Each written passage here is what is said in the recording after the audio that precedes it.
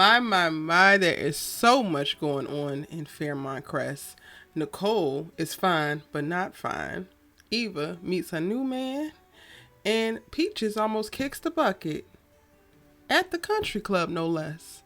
What's good, y'all? This is Erica Vane coming to you right here on Erica Vane TV with another Beyond the Gates video. And in this one, I'm breaking down season 1, episode number 156. If you're new here, hit that subscribe button, turn on your bell notifications so you don't miss out on any of my Beyond the Gates content and conversations.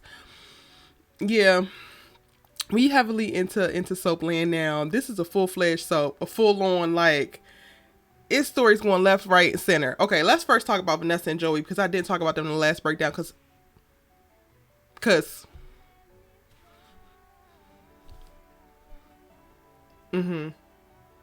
exactly. Y'all know why I didn't talk about them. But I need to go ahead and say something, because now it's 2 episodes with the same old storyline. She wants to be the dun daughter. She wants to be a queen pin. She wants to be a gangster. Some white women are dangerous, y'all. Some white women are dangerous. Specifically, little suburban ass, affluent ass. Oh, I want to dip my toe in the pond of like danger and criminality, while also having no street sense, not being able to fight. Because I know your ass ain't got hands, bimbo Barbie.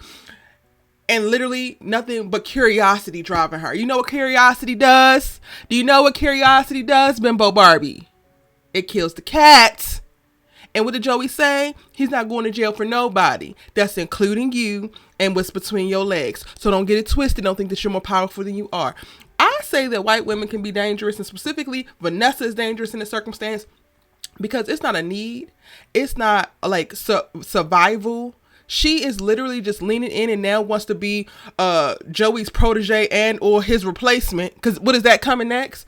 All because her ass is bored. The same reason why she hopped on his penis, but because she's bored. The same reason why she hopped on all the other escorts' penises and stepped outside of her marriage. Y'all in the comment section fighting for your life for this white lady's cat, and I don't understand it. They had an open marriage, Erica. They had an open marriage. I think that they had an open marriage because Doug had no choice. He refused to leave that lady, and she refused to stop hunching on people. This did not give they have an open marriage a mutual understanding. It gave Vanessa's going to do whatever the hell she wants to do, and Doug is going to have to like it or play like he like it. Regardless, she don't give a damn. That's what it gave, which to me doesn't actually give open marriage. It gives disrespectful. It gives inconsiderate. It gives... If you was going to do this, you damn sure didn't need to be doing it in an interracial relationship, but I digress.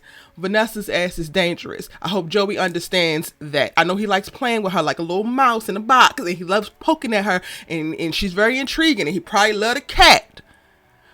But a curious ass white woman who has no need to get her ass in the criminal streets, that's sniffing around you trying to be all in the criminal ass streets, is a indictment waiting to happen. She's a RICO charge waiting to happen. She wants to know all the ins and outs. She wants to be clued in. For what? For what? Your talents is selling real estate and throwing cat, girl. What am I supposed to do with that? Are you going to become a prostitute? Can I sell that cat? If that's not the case, then what else? Why do you need... Vanessa, I'm going to move on. That's my little moment. Now I get to go a couple more episodes and not talk about her. But, you know, we get it. We see each other. Cool. Eva. Isaiah has entered the chat, y'all. I feel like I'm just so unserious and very unhinged all the time. I'm sitting here watching. I'm like, so you studying in Uptown? Ain't Uptown a nightclub? And y'all have the nerve to double down, right? As I'm talking to y'all this time, even though I love y'all down. Don't take it too hard.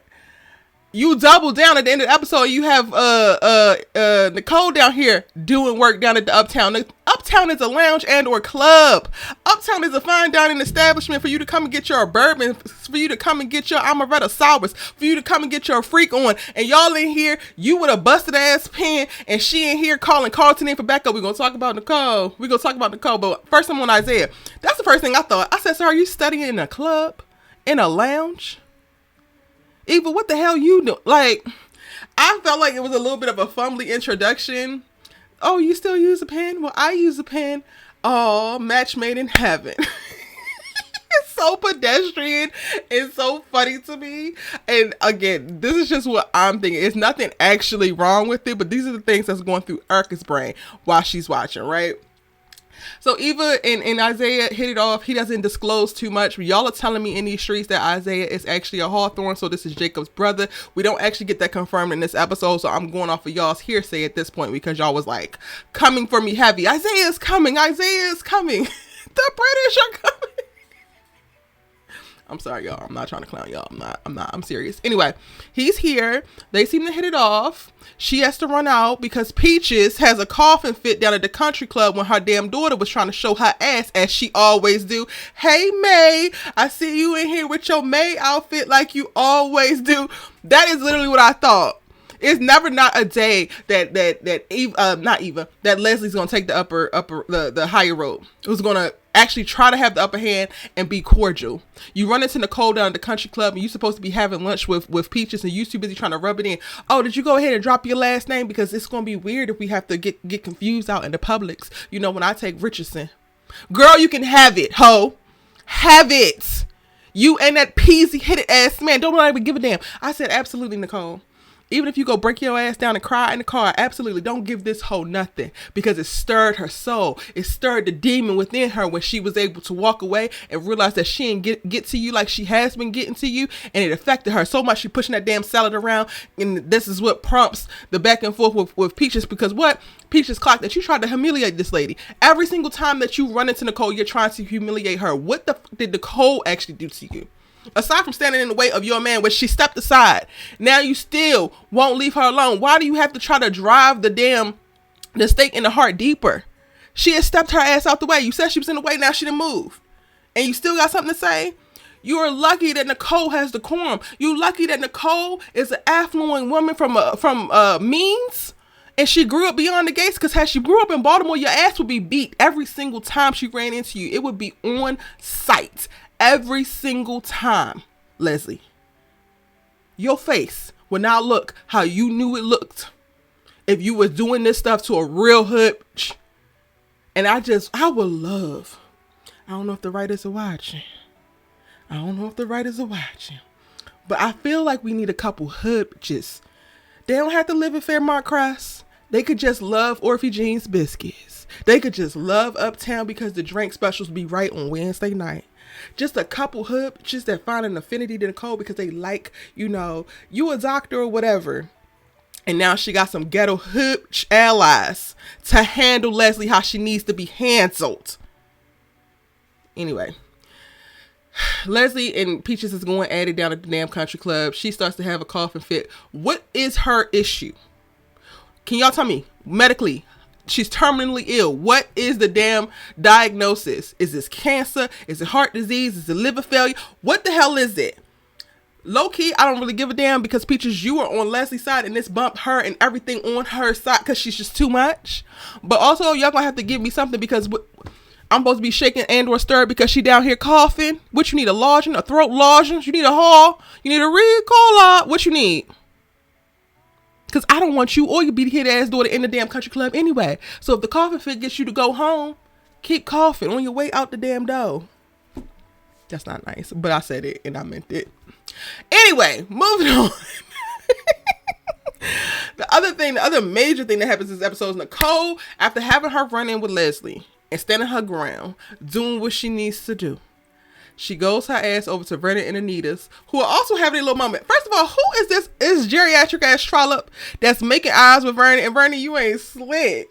But Vernon's going to use what he got to get what he want. Amen. Amen. He ain't thinking about that damn lady, but he going to get what he need out of that damn lady. She's supposed to be a high ticket donor. Absolutely, ma'am. Give me your money. Give me your money. And Anita, she jealous. Anita, this is cute. You better not be really jealous. You need to be like play jealous so that can lead to where it leads to. Y'all got in that elevator by the end of the episode. Absolutely. I want that for myself. At Charles' age, absolutely. I want to be defiling elevators. Absolutely. 100%. But anyway, Nicole shows up. I just gotta apologize because I owe you guys this. Well, Nicole, I don't remember you doing anything that you need to apologize for, sweetie. It's not a thing. It's a who. Nicole, please take your simple ass home. Please. Don't you be bringing your ass in here apologizing for your goofy ass husband's mistress. Don't be apologizing for being a loyal ass, down ass woman. Don't you be apologizing for operating with all types of decorum and class at every step of the way, except for when you put your hands around that lady's neck, but she deserved it. Don't you be bringing your ass in here apologizing. But that's a tactic, and we're going to talk about that. But before we talk about that, I'm going to go ahead and give Anita her tings. I'm going to give her her tings. I'm going to give her her tens. I'm going to give her her flowers. That's for you, Anita, because you've been on my list. So I'm going to go ahead and make sure I make a point to give you your things, girl. This is how you mother.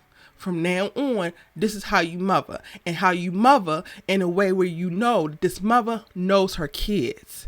Yes, Nicole is seemingly well-adjusted, is seemingly cool, but she clocked that Nicole needs us to believe and to give back to her that we believe that she's perfectly fine and moving on, and that's going to help her move on. And when I tell y'all, Anita is not more right, has never been more right in an assessment of any person in this whole damn show. She's 100% right. Nicole is not okay. Nothing about her is okay. But she fixed her damn mask and she cemented that hole onto her face. And this is how she's choosing to process and move forward. And you know what? I love that for her. I love it and hate it for her because the eldest daughter, who has had to maintain certain standards, has had to move with all of this poise and all of this power and all of this control and all of this restriction. Ultimately, it's like a golden cage that you wind up in. And yes, you seemingly handle things right. You're respectful, you're mature, you're this, you're that, but you're also repressing a lot of things that's happening internally, and that becomes chaotic internally ultimately, and it could be a bomb. I'm saying that I love this for her because it's her choice to actually do it this way. But I'm glad that she has Anita to be able to clock that this is what's going on, so that Anita can move with a little bit of intention and listening to her intuition about her daughter and basically respond to the things that Nicole has not said and won't say. Right? Sometimes we need that. Sometimes we need people to hear us, but really hear us. Hear what we say, but hear us in our souls and hear us in our spirits and move accordingly. And that's what this gave in reference to like Anita breaking down to Vernon, like, I understand Nicole in the way that you understand Danny, and that's what our jobs are. And our daughter is actually not okay, but she will be. And I'm like, she absolutely will be. Even Nicole reaching out to Carlton and having him come to Uptown at the end of the episode is a great thing, because ultimately eldest daughters, people in Nicole's position don't like to ask for help. And it's not because, oh, we can just do everything. We believe we can do everything on our own. No, we believe that when we need help, nobody is there to actually help us. We're only here to function for the betterment of other people. We constantly sacrifice ourselves, our intuition, our energy, everything for the betterment of those that we love around us. And you wind up conditioning yourself to never ask for help or never ask for reciprocity, because you kind of get positioned within your community as you are the only person who can do this thing. Whether it's true or not, that's what it comes across as. And I'm literally speaking from experience, because I have operated in the space that Nicole has. And it hasn't been until this year that I've really been like, y'all got it. Y'all got it. I actually need help. I actually am not okay. That's taken decades of my life to get to this point, because prior to this, it's like, all right, I'll figure it out. I don't know how I'm gonna figure it out, but I'll figure it out. And like my mindset, help is on the way, but they ain't coming today, which means nobody's coming to save your ass, Erica. You're gonna have to figure it out. And I think that Nicole operates in that space as well. So it was also very heartwarming to hear Anita talk to Vernon in this way and like explain this about what's going on with Nicole. But it also prompts us as the audience for like expecting some other things to happen. Like Nicole might look like everything is put together. She might look like everything is back to normal. She might look like she's moving on, but also moving on and moving through is not linear. So it's probably about to get real chaotic on the Nicole side. And I love that. Now I'm going back to her apologizing. Then the way that Nicole pisses me off in the best way possible. That's the only way I can describe it, because there's so many things that I'm seeing her do that I've seen myself do. And I'm like, you was tripping when she did it. And that's why you calling out her tripping now. She went to apologize, not because she actually felt like she was sorry. Even when she said, I'm sorry that I asked you to stop funding the trust because I shouldn't have did that. That was selfish and whatever. But the moment that Anita says, well, I decided to stop funding it, she said, oh, thank God. So you weren't actually sorry that you asked that. She went to apologize as a signal that she actually needs help. And I know, y'all, it sounds crazy. I know it sounds weird. She went to apologize to ask for attention. She went to apologize to be in community with her parents at the moment. She didn't have nothing else to say. She didn't want to walk in and be like, I'm not doing okay. I just ran into Leslie and she's talking about Mary and Ted. She's not going to come out and say all of those things. So she goes in there and she says, I owe you guys an apology, because what? Eldest, well-to-do daughters, intentional, empathetic, emotionally intelligent, well-to-do daughters lead with that energy, lead with that. And it's almost like you got to come to every single interaction offering something for you to be considered, for you to get any type of attention and effort, because that has become your function. So when Nicole started apologizing, I'm like, girl, you don't actually owe these people no apologies, but what the hell are you trying to say? Okay, you just want to talk to your parents, but you don't know how to ask for that. You don't know how to, like, I want to be okay, but I'm not okay. And I love that for her, and I hate that for her, because it's also part of the process. Like, again, I have identified times that I have actually done this, and it's like, no, I actually wasn't sorry for a goddamn thing, but I wanted to talk, and this is the way to get the conversation started without it being weird. And it being, you also, like, women specifically in Nicole's position, sometimes we be hedging our bets in conversations with others, because oftentimes we're not met with what we feel like we need or what we feel like we give. So we also come in with like a certain expectation of like, well, that people ain't going to really be able to understand whatever. So you try to start the conversation, or you try to enter into the conversation with very low expectations, and feeding them something so that you can, like, kind of like low-key control the conversation, because you already know that you're leaving with not what you wanted or what you feel like you needed. That might sound crazy. Ask questions in the comment section if it doesn't make sense. It makes sense in my brain, but I can understand how I'm not articulating this correctly. So y'all can, like, ask additional questions. And if you are any eldest daughters in, like, watching this video, please let me know if you feel me in the comment section based off of what I just said. I would love to, like, expound upon that. Jacob and Naomi and Jacob. Naomi is hell-bent on the idea that this is the end for them. And I think that that's the part that she just is not saying. They have another conflicted, but I think constructive conversation around their dilemma. No, she's not pregnant, but what does this actually mean? And she does go as far as to point out how she feels like there will be resentment building on Jacob's end for her, because she's the one stopping him from ever being a dad. If he decides to stay with her, that's what will be happening.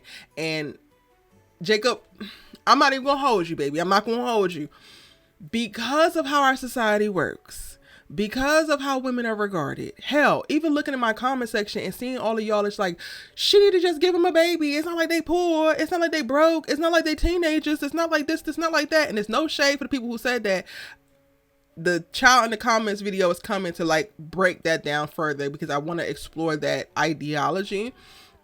But women have been just conditioned to sacrifice their hopes and their dreams, to really compromise what they want in service of a man and what he wants. So when you hear a man coming to you like, actually, no, like, I can actually be upset about this, I could be disappointed, and I still love your ass, and I still want to be with your ass. And maybe, like, he doesn't say this, but, like, maybe I have resentment, but then also that's for me to, like, process. And as long as I can commit to not allowing that resentment to fester into hatred for you or anything, maybe it's an emotion, just like right now, that I process and I release, because I get to feel my feelings the same way that I wanted you to feel your feelings tied to this.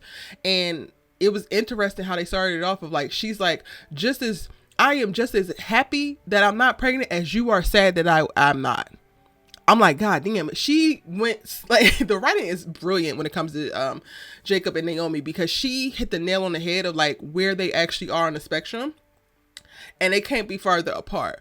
But Jacob is such an accommodating, emotionally intelligent, emotionally present, and honest man that it's almost like Naomi, if you can't figure it out with Jacob, cool. Then there ain't nobody on this planet you can figure it out with. But because you are married to you're actually married to Jacob Hawthorne, girl, I'm gonna need you to calm it down a little bit. I'm gonna need you to try to meet him where you're at. Like, yes, say it how you feel it in reference to like what you really believe and what you know to be true, because so much of this is just what you have seen and what you don't want to manifest and what you don't want to materialize in your life. I get it. That's the same thing for you and the baby. Like, you got big fears tied to what your life is going to look like if you have to push a baby out of you. Cool.